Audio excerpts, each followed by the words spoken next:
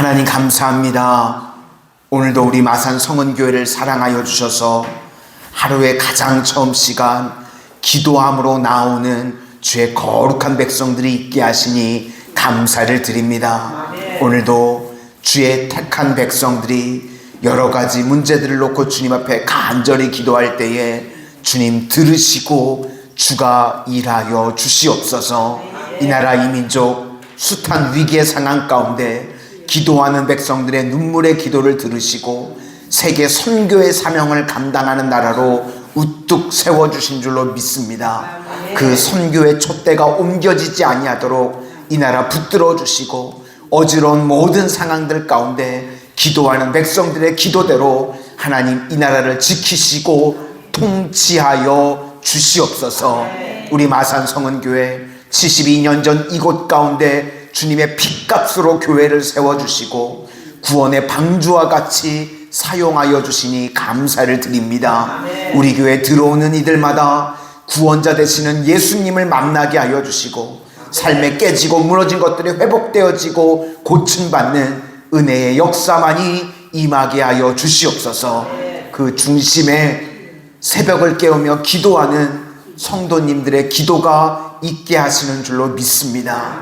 날마다 기도하는 백성들이 늘어나지게 하시고 기도하는 백성들이 주님을 만나는 은혜의 시간들 되게 하여 주시옵소서. 특별히 이 시간 기도의 자리에 나오신 우리 성도님들 삶의 기도의 제목들마다 주님 응답받게 하여 주셔서 이것이 나의 간증이라고 고백하는 성도님들로 넘쳐나게 하여 주시옵소서. 예수님 이름으로 기도드립니다. 아멘. 오늘은 약속의 하나님이라는 제목으로 하나님의 말씀 증거하도록 하겠습니다. 오늘 내용은 이스라엘이 야곱 같다는 것입니다. 그러니까 나도 야곱 같다, 그런 뜻입니다. 이름이 바뀝니다.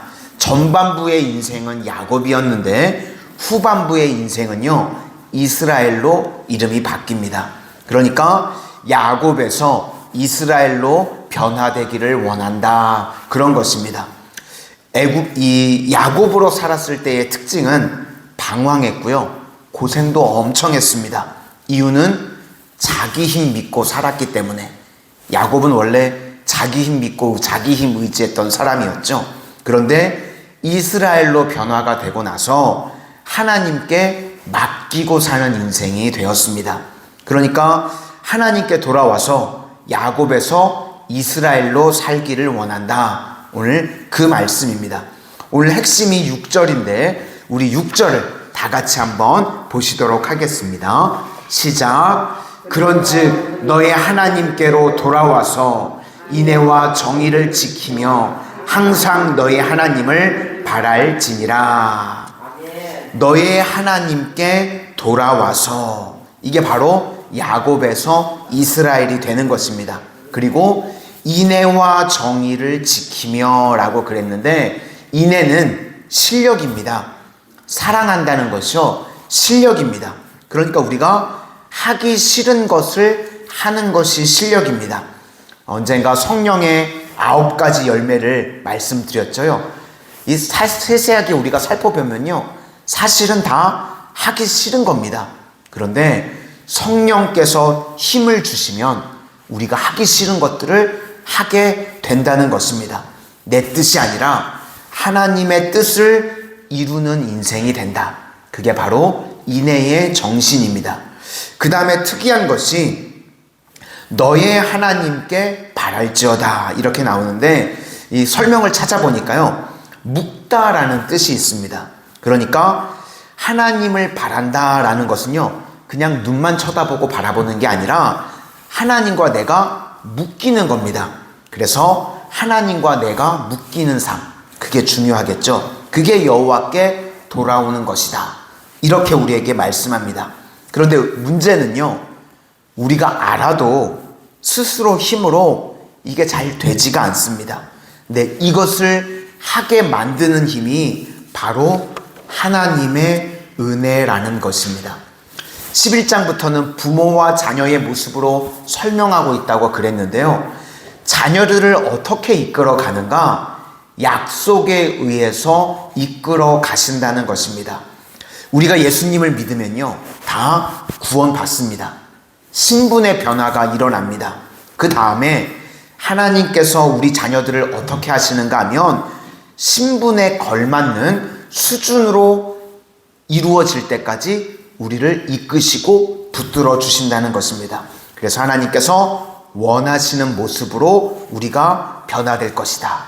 이게 바로 하나님의 은혜라는 것입니다. 특별히 하나님께서요, 이 약속의 하나님, 언약의 하나님이라고 이름을 쓰실 때 나오는 말이 있는데 그게 뭐냐면 여호와. 성경을 보실 때요, 하나님 이름을 여호와라고 소개하실 때는요, 항상 언약과 연결되어 있습니다. 우리 9절을 다 같이 보시도록 하겠습니다. 9절입니다. 시작. 내가 애굽 땅에 있을 때부터 나는 내 하나님 여호와니라. 내가 너로 다시 장막에 거주하게 하기를 명절날에 하던 것 같게 하리라. 여호와니라, 약속에 근거한 하나님이라는 것입니다. 그래서 같게 하리라, 이것은 의지입니다. 하나님의 열심, 하나님의 의지로 우리를 그렇게 만들어 가시겠다는 것입니다.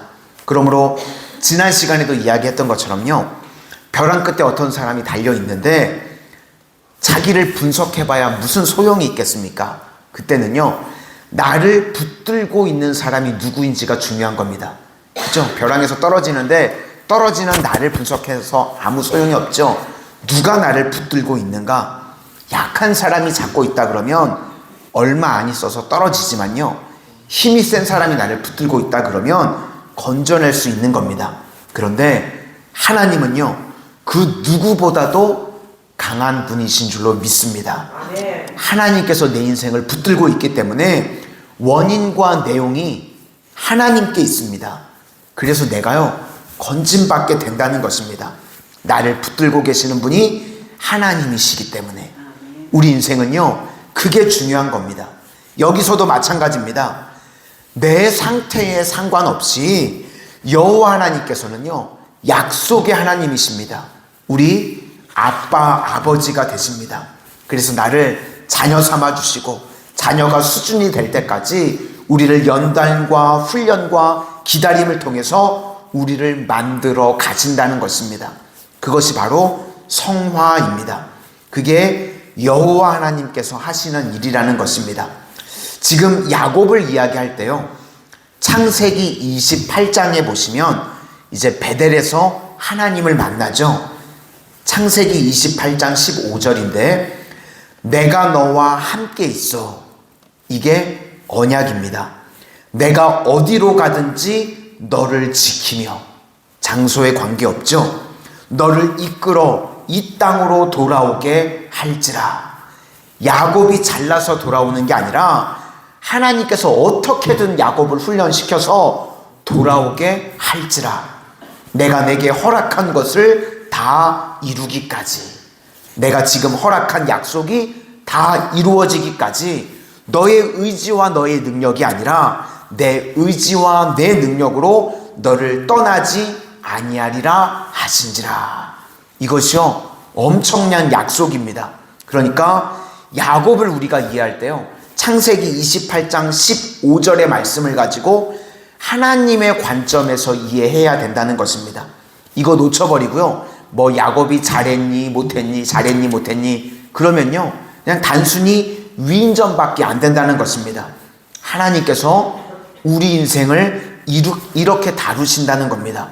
그런 의미에서 창세기 28장 15절 말씀은요, 우리 각자에게, 나에게 주시는 말씀이라고 받으실 수 있기를 바랍니다. 내가 너와 함께 있어. 내가 어디로 가든지 너를 지키며 너를 이끌어 이 땅으로 돌아오게 할지라. 내가 내게 허락한 것을 다 이루기까지 너를 떠나지 아니하리라 하신지라. 이것이 하나님께서 우리 성도님들을 향한 약속의 또 축복의 말씀이십니다. 오늘 호세아서도요, 그 이야기를 하고 있는 겁니다. 너가 구원받고 너가 회복될 것인데 그거 너 능력 아니라 하나님의 약속의 근거에서 그런 일들이 이루어질 것이다.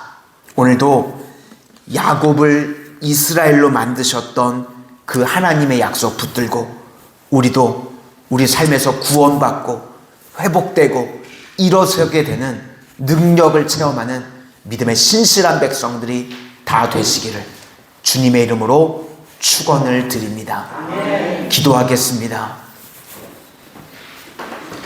은혜의 주님, 야곱을 이스라엘로 변화시켰던 그 하나님의 신실한 약속 붙들고 우리들도 이 땅을 살아가는 동안 하나님께서 말씀하신 내가 너와 함께 있어 너가 어디로 가든지 너를 지키시겠다고 말씀하시는 그 말씀이 우리를 향하신 말씀인 줄로 믿습니다.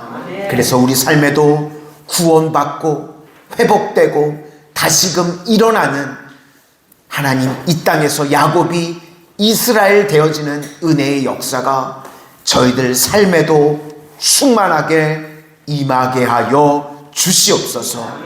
예수님 이름으로 기도드립니다. 아멘.